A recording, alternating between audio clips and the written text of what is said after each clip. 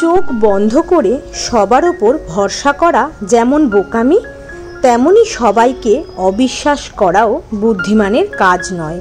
বুদ্ধিমানেরা যাচাই ও বাছাই করে বিশ্বাস করে থাকে। সফল মানুষেরা প্রাথমিক দিকে অসফলতার পথ অতিক্রম করার পরও নিজের আদর্শ ও লক্ষ্যের প্রতি আস্থা রাখেন, আর সেই কারণেই তারা যে কোনো পরিস্থিতিতে কাজ করে যেতে পারেন এবং দিনের শেষে সফলতার আস্বাদন পেয়ে থাকেন। গুড মর্নিং, আমি সুস্মিতা। কেমন আছো তোমরা? প্রথমে বড়দের আমার প্রণাম, ছোটদের আমার অনেক ভালোবাসা। আজকে একটা নতুন দিনের শুরু, তাই যথারীতি চলে এসেছি আবারও তোমাদের সাথে গল্প করতে। আর কি করি বা আমার কি ঘটছে আমার দৈনন্দিন জীবনে সব কিছু তোমাদের সাথে শেয়ার করছি। তো চলো বেশি দেরি না করে আজকের দিনটাকে শুরু করা যাক। তা প্রথমেই দিনটা শুরু হলো থাইরয়েডের ওষুধ খেয়ে আর গরম জল খেয়ে। তা হয়ে গেল। এইবার শুরু হলো ঋষিকে স্কুল পাঠানোর জন্য টিফিন প্রস্তুতি। তো টিফিনে আজকে আলুর পরোটা দেবো, তাই আটাটা মেখে নিলাম আর আলুর এখানে স্টাফিংটাও তৈরি করে নিলাম। এবার চলো ঝটপট করে পরোটাগুলো তৈরি করে নেওয়া যাক। তারপর ঋষিকে ঘুম থেকে তুলতে হবে ওকে স্কুলে পাঠানোর জন্য। সেটা একটা বড় কাজ। ঘুম থেকে সহজে একদমই উঠতে চায় না, জানোই তো বাচ্চারা এরকম করেই থাকে। আমরাও তো ঠিক এমনই ছিলাম, তাই না?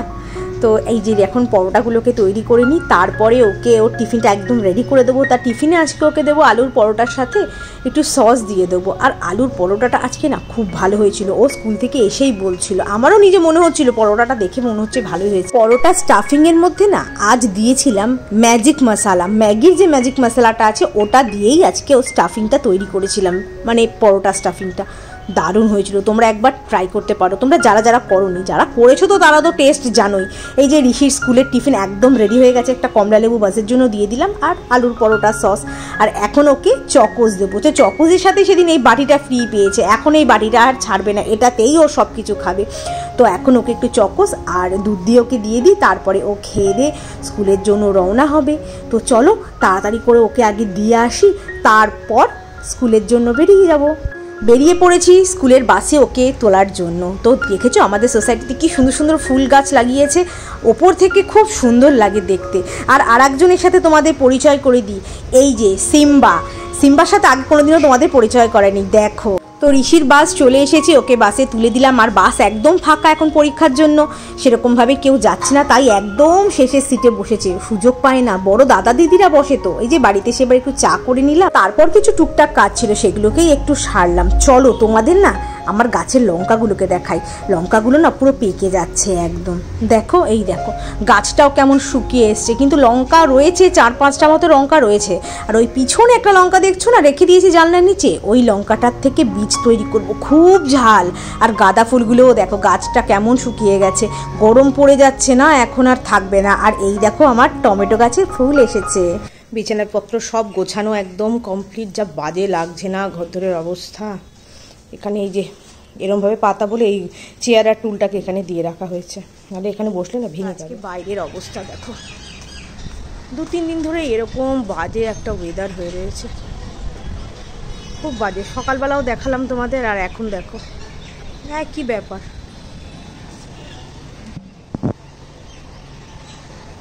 রোদ নেই, কিচ্ছু নেই, একটু পরে রোদ উঠবে। যাও ওই। আর আমার ছাদের অবস্থা কি অবস্থা দেখো, সব বেডগুলোকে খোলা আছে, এইদিকেও সব বেড ফেড খোলা। রবিবার সেট হয়ে যাবে সব খোলা। Good morning. এতক্ষণ বাদে ক্যামেরার সামনে এসে তোমাদের সাথে কথা বলছি। তো আজকে ওয়েদারটা খুব খারাপ, কদিন ধরেই না ওয়েদারটা এত খারাপ, মানে মেঘলা হয়ে থাকছে চারিদিক, রোদ উঠছে না, রোদের একদম তেজ নেই, কিচ্ছু নেই, কীরকম ওয়েদারটা হয়ে রয়েছে। আর কদিন ধরে গরম একটু পড়ে গেছে, মানে গরম ঠান্ডা মিক্স ওয়েদার, মানে খুব খারাপ ওয়েদার। মানে বাচ্চাদের, বিশেষ করে বাচ্চাদের বড়দের সবারই মানে সর্দি কাশি লেগেই আছে। আর আমার যে কাশি এখনও চলছে, কারণ যতদিন এই কাজ আমার শেষ হবে ততদিন আমার এই সর্দি কাশি, মানে সর্দির জন্যই আমার কাশি চলতেই থাকবে, কারণ ডাস্ট অ্যালার্জি যেহেতু আমার আছে তার জন্য। আমার ঘরের রং মোটামুটি কমপ্লিট। তো ওরা হচ্ছে শনিবার দিন হ্যান্ডওভার করে দেবে এবং শনিবার দিন হয়ে যাবে, রবিবার থেকে ওই ঘরে আমি শিফট হয়ে যেতে পারবো, মানে ওই ঘরটা ইউজ করতে পারবো। আর নিচে শুতে ইচ্ছা করছে না, আর নিচে শুতে ইচ্ছা করছে না, কোমর পিঠ ব্যথা হয়ে যাচ্ছে। আর ঋষির 7 তারিখ থেকে পরীক্ষা, এরকমভাবে ওকে একটা করে একটা ঘর না দিলে হবে, এরকম বাইরের ঘর একবার এই ঘর এই করতে করতে না ছেলেটার প্রচণ্ড প্রবলেম হয়ে যাচ্ছে। তো রঙে তো মানে অনেক ঝামেলা, আমি বসে নি, ব্যথা করছে। তো রঙের অনেক কিছু ঘটে গেছে। রং যেই আমি কালার শেড থেকে যে রং মানে চয়েস করেছিলাম, সেখান থেকে ওরা যেটা আমি বারবার বলেছিলাম দাদাকে, যে দাদা এসেছিল অমিতাকে বারবার আমি বলেছিলাম যে না এটা না খুব লাইট হয়ে যাবে, সাদা সাদা লাগবে। তো তখন অমিতা বলে যে না না কালারটা খুব সুন্দর আসবে, দারুণ আসবে, দুখানা কালার চয়েস করেছি, যেটা একটা ডার্ক একটা লাইট। বলো খুব ভালো কালার আসবে, দারুণ কালার চয়েস করেছেন ম্যাডাম। ওরা তো বলবেই, কিন্তু তবুও আমি ওদের কথা বিশ্বাস করেছি। তারপরে তো কোম্পানি থেকে যখন মাল বেরিয়ে গেছে, তো ওগুলো তো তখন তো আর চেঞ্জ করা যায় না। মিস্ত্রি এসে ওই ঘরটা মানে রং ঠং যখন করার জন্য যেদিন রং হবে সেদিন যখন শেড দেয়ালে দিল, পুরো সাদা, মানে সাদার মধ্যে ধরো কেউ যদি একটু পার্পল কালারের কিছু দেওয়ার পার্পল কালার দিয়ে দিলে যেই কালারটা একটু সামান্য মানে ওরকম পুরো সাদা ফ্যাট ফ্যাট লাগছে, ভালো লাগছিল না। তারপরে আমি আবার কন্ট্রাক্টরকে ফোন করালাম, ফোন করে বললাম যে ওনার সাথে কথা বলাবো আমাকে। ওনার সাথে কথা বললাম একটা কাজ করুন আপনি, আর যে ডার্ক যেটা ছিল, ডার্ক যে কালারটা, সেই কালারটাও না লাইট মানাচ্ছে না, একদম মানাচ্ছে না। এইবার তারপরে হচ্ছে আমি বললাম একটা কাজ করুন আপনি, এই দুটো কালার মিক্স করে যে কালারটা হবে সেটা আমাকে একটু দেখান। তার দুটো কালার অল্প জায়গায় মিক্স করার পর তারপর আমাকে দেখালো। তখন আমি তারপর দেখলাম যে না এর থেকে আর আমি পাবো না, এটাই করাতে হবে। তারপরে ওই দেখলাম যে না কালারটা খারাপ আসেনি, ভালোই এসছে। আমি যে রঙটা চেয়েছি সেই রঙটা আসেনি, তবু ঠিক আছে। মানে আমি চেয়েছি আমার বাড়ির রঙটা, আমার ভাইয়ের ঘরে যে রঙটা আছে সেইটা আমি চেয়েছি, মানে ওরও তো বাই কালার, তো ওই কালারটাই আমি চেয়েছি, আমার খুব পছন্দের একটা কালার ওটা। তো আর এই মানে তারপরে যেই রঙটা বেরিয়েছে ঠিক আছে, ওটাও চলে যাবে, খারাপ না, তোমাদের দেখাচ্ছি। আর আগের দিন অনেক ব্লান্ডার করেছি, সেগুলো আমি শ্যুট করেছি, এগুলো এই ক্লিপিংয়ের পরে আমি দিয়ে দেবো। আর তারপরে হচ্ছে আমি বললাম আর 1 লিটার একটা ডাব্বা ছিল, সেই বললাম যে ওইটা একটা কাজ করুন আপনি, কোম্পানিতে নিয়ে গিয়ে ওটা মেশান, ওর সাথে ডিপ কালারটা মিশিয়ে তারপরে আরও ডিপ করুন, ডিপ করে আমাকে তারপরে এনে আর একটা দেয়ালে মেরে দিন। তো তাই করেছে, এই করিয়েছি। আর মিঙ্কুর তো এই সমস্ত তো ওর এগুলোতে নেই, ওর এগুলোতে কিছু নেই। এই যে এত কিছু হচ্ছে, ও উঠে এসে তুই দেখ না, তুমি দেখো এই হয়েছে ব্যাপার। তারা তোমাদের দেখাচ্ছি এখন ফাইনালি, মানে রঙটা আজকে আসবে না, মিস্ত্রি দাদাদের ছুটি আজকে। তো ফাইনালি আমার রং মোটামুটি হয়ে গেছে।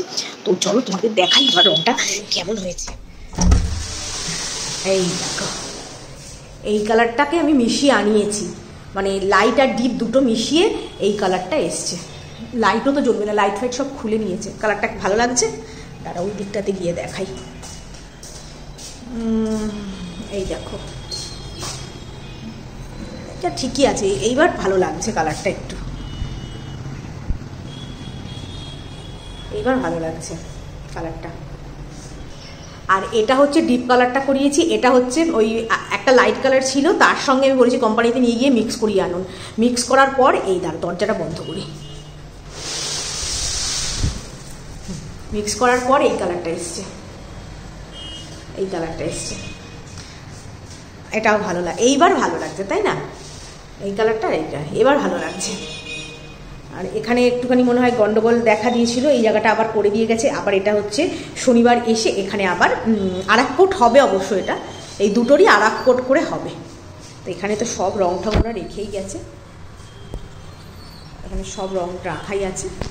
যাক, রংটা মনের মতো হলো না একটা, ঠিক আছে, তবু এখন খারাপ লাগছে না, চলে যাবে। এই দেখো নিচে এই রংটা দেখতে পাচ্ছ, এইটাই কালারটাই ছিল, কি জঘন্য কালার, কিচ্ছু বোঝা যাবে না। দেখো দুটো কালারের ডিফারেন্স কতটা, খুব বাজে কম্বিনেশন লাগছিল, একদম ভালো লাগছিল না, তার জন্য চেঞ্জ করলাম। যাক, এবার ঠিক আছে। বাজার থেকে আজ একটু মেথি শাক আনিয়েছিলাম, তা শাকগুলোকে একটু ধুয়ে রাখি, যা মাটি বালি থাকে আমি ধুয়ে দিই শাক যত কিছু। আর এই যে এবার রান্নার এখানে চলে আসা হলো, রান্না হচ্ছে আজকে ফুলকপি আলু ভাজা, রুটি দিয়ে হবে, আর এখানে ডিম কষা করা হবে। আর এই একটা ডিম ফেটে গেছিলো, বললাম যে তুমি অমলেট করে দাও। আর এবার এই যে শাকগুলোকেও একটু কেটে দিই, কারণ আমি কারোর শাক কোচানো ঠিক আমার পছন্দ হয় না, তাই আমি একদম ঝিরিঝিরি করে শাকগুলো কাটি। কারণ শাকগুলো দেখবে কাটার ওপরে না ডিপেন্ড করে অনেক সময় টেস্ট, মানে সবজি বলো সব কিছু কাটার উপরেও টেস্ট ডিপেন্ড করে, আমার তো সেটা মনে হয়, কাদের কাদের মনে হয় বলো। তাই এই দেখো শাকগুলোকে এখন একদম ঝিরিঝিরি করে কেটে নিলাম। আর বেগুন দিয়ে শাক ভাজা হবে, আজ আর বড়ি নেই ঘরে, তা বড়িগুলো নেই বলে আর বড়ি দিতে পারলাম না, শুধু বেগুন দিয়ে শাক ভাজা হবে।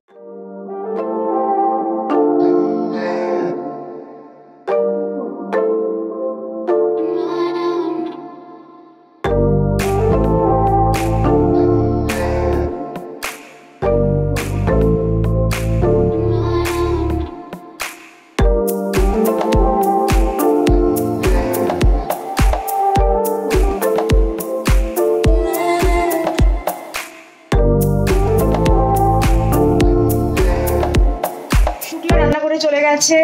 আর এখন একটু ওই টিফিনের বাসনগুলো একটু ধোয়া হয়ে গেছে, টিফিনের বাসনগুলো একটু ধুয়ে নিই।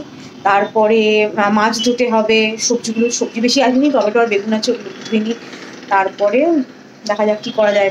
পোছাপুছি কাজ আছে অনেক, ভীষণ ধুলো পড়েছে, প্রচণ্ড ধুলো, পাউডারের মতো, ওগুলোকে পরিষ্কার করতে হবে। আর কিছুক্ষণ আগে মিঙ্কুর সাথে একটু ঝামেলা হয়ে গেল আমার। ট্যাংরা মাছ এনেছে, তোমাদের আমি দেখাচ্ছি। ট্যাংরা মাছ এনেছে, এখন নিচে গেছে চা খেতে, আবার বাড়িতে এসে কিন্তু চা খাবে। সেই ট্যাংরা মাছ এনেছে, এবার বলছে যে মাছগুলো তাহলে মাছগুলো, ট্যাংরা মাছগুলো দেখতে কেমন লাগছে একটা, মানে খেয়েছি কিন্তু কি বলবো, ট্যাংরা মাছগুলো আমি খেয়েছি কিন্তু অন্য রকম ট্যাংরা, যেমন আমরা কালো আর সাদা মিশিয়ে ট্যাংরা, এটা অন্যরকম ট্যাংরাটা দেখে ভালো লাগে। তার ট্যাংরাগুলো বলছে এখানে 600 টাকার ট্যাংরা আছে। 600 টাকার কেজি? বলে না, 600 টাকার ট্যাংরা, ওইটুকু মাছ 600 টাকা দিয়ে নিয়ে এসছে, বলে 1500 টাকা কেজি।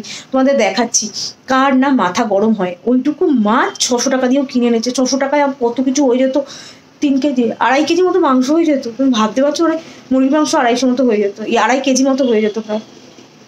চলো তোমাদের দেখাচ্ছি অবস্থা। 600 টাকার ট্যাংরা যাচ্ছে তাই অবস্থা। এই দেখো সেই 600 টাকার ট্যাংরা।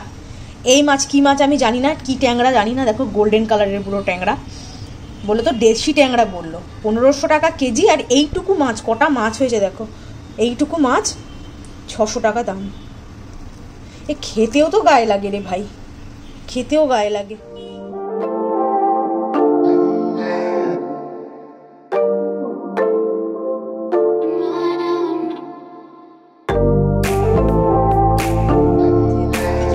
চলো তোমাদের দেখিয়ে দিই। এখানে তো বাসি ভাত, আমার এটা বাদ দাও, এটা রোদের জিনিস আমার। আচ্ছা এখানে কি আছে, ডিম কষা, এর মধ্যে অমলেটও আছে। একটা ডিম ফাটা ছিল বলে শুক্লাকে বললাম অমলেট করে দাও, ওটা রেখে দিলে তো নষ্ট হয়ে যাবে। আর 5টা ডিমে গোটা ডিম আছে, আর একটা অমলেট আছে। আর আছে এখানে এই যে টিফিনের যে ফুলকপি আর আলু ভাজা হয়েছিল, আমি কালকে ফুলকপির তরকারি ছিল ওটা দিয়ে খেয়ে নিলাম, আর এটা ঋষির জন্য একটু রেখে দিলাম। আর এখানে আছে হচ্ছে সেই মেথি শাক বেগুন দিয়ে ভাজা, আমার এটা দিয়েই হয়ে যাবে, আমার আর কিচ্ছু লাগবে না। আমার এত ভালো লাগে এই মেথি শাক ভাজা বেগুন দিয়ে। এর সাথে এটাতে আর একটা জিনিস মিসিং আছে, সেটা হলো বড়ি, যেটা আমার শেষ হয়ে গেছে। মিঙ্কু ডানকুনি থেকে এক রকমের বড়ি আনি, দারুণ খেতে। বাজারে সেমন কিছু আনিনি, এই বলেছিলাম একটা বেগুন নিয়ে আসো, আর ওই শাক এনেছে, আর এই বেগুনে এইটুকু, ওই বেগুনটা ওখানে দিয়েছি, আর এই যে টমেটো নিয়ে এসছে, ব্যাস একদম দেশি টমেটো ভাজি। এই টমেটোটাকে একটু পোড়াবো নাকি ভাবছি।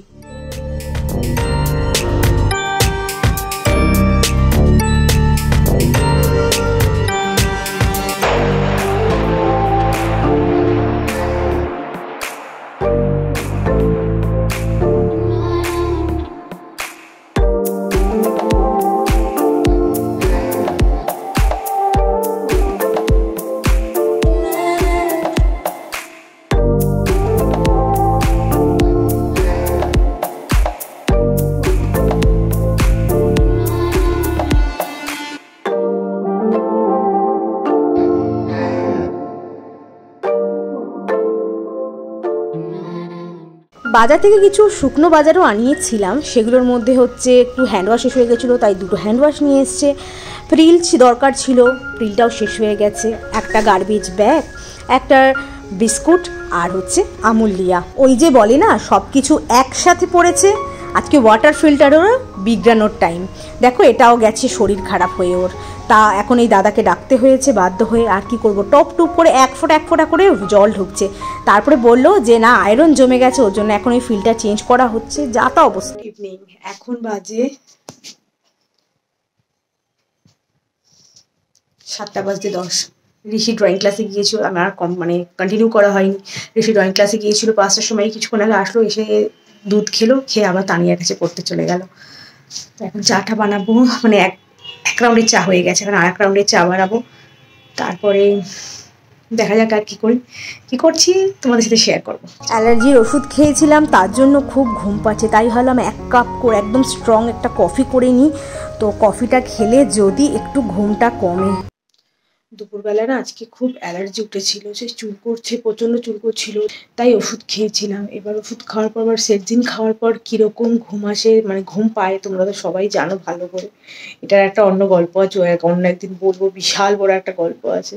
তো প্রচণ্ড ঘুম পাচ্ছে, মানে ঋষিও নেই তো বাড়িতে, আর কথা বলারও লোক নেই, চুপচাপ ওই বসে থাকতে থাকতে হালকা হালকা পুরো ঘুমের মতো হয়ে গেছে। ও তো উঠলাম, উঠে ভাত ফাতগুলো করলাম, আর ভিডিও কন্টিনিউ করতে পারিনি, পুরো ঘুম আমার চোখে, বুঝতে পারছো। আর ভিডিওটা আমি আর বাড়াচ্ছি না, ভালো লাগছে না আর, তাড়াতাড়ি শেষ করে এডিট। যদি আমার ব্লগটা তোমাদের ভালো লেগে থাকে তো ছেড়ে যাওয়ার আগে লাইক শেয়ার আর সাবস্ক্রাইব করে আমার পাশে থেকো। আর আমার ফেসবুকেও একটা পেজ আছে, পেজটা হচ্ছে ঠিক এই নামেই, ঘরকন্যা সুস্মিতা। পেজটাও ফলো করে দিও তোমরা, আমার পাশে থেকো। চলো আজকের মতো good night and sweet dreams. খুব ঘুম পেয়ে গেছে, চলো টাটা।